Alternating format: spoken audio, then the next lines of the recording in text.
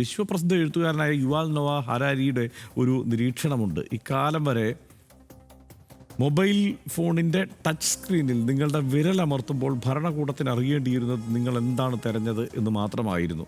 എന്നാൽ ഇപ്പോൾ ബയോമെട്രിക് വെയറബിൾസിൻ്റെ കാലമാണ്. നിങ്ങളുടെ ചങ്കിടിപ്പും മറ്റ് ആരോഗ്യ വിവരങ്ങളും മുതൽ നിങ്ങളെ ചിരിപ്പിക്കുന്നതും കരയിക്കുന്നതും കോപാകുലനാക്കുന്നതും എല്ലാം എന്താണെന്ന് വരെ മൊബൈൽ ഫോൺ വഴി ഇന്ന് ചോർത്താം. മഹാമാരി കാലത്ത് തീവ്രവാദ വിരുദ്ധ സൈനിക പ്രവർത്തനങ്ങൾക്ക് ഉപയോഗിച്ചിരുന്ന സാങ്കേതിക വിദ്യ കൊറോണ വൈറസ് ബാധിതരെ നിരീക്ഷിക്കാൻ വേണ്ടിയും ഉപയോഗിക്കാൻ ഇസ്രായേൽ പ്രധാനമന്ത്രി ബെഞ്ചമിൻ നെതന്യാഹു ഉത്തരവിട്ടത് നമുക്ക് ഓർമ്മയുണ്ട്.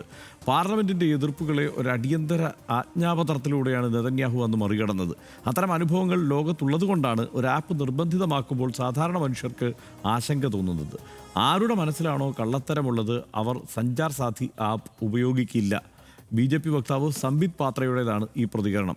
സഞ്ചാർ സാഥി ആപ്ലിക്കേഷനിലൂടെ കേന്ദ്രം നടപ്പാക്കാൻ പോകുന്നത് സ്വകാര്യതാ ലംഘനം ചൂണ്ടിക്കാട്ടി പ്രതിപക്ഷം വിമർശനം ഉന്നയിച്ചപ്പോൾ അതിനെ ധാർമ്മികതയുടെ തട്ടുവച്ചാണ് അളക്കുന്നത്. പ്രതിപക്ഷം മുന്നോട്ട് വയ്ക്കുന്ന ആശങ്കകൾ ഇത്തരം ബാലിച്ച പ്രതികരണങ്ങൾ കൊണ്ട് മറികടക്കാനാകുമോ എന്നുള്ളതാണ് ഉയരുന്ന ചോദ്യം.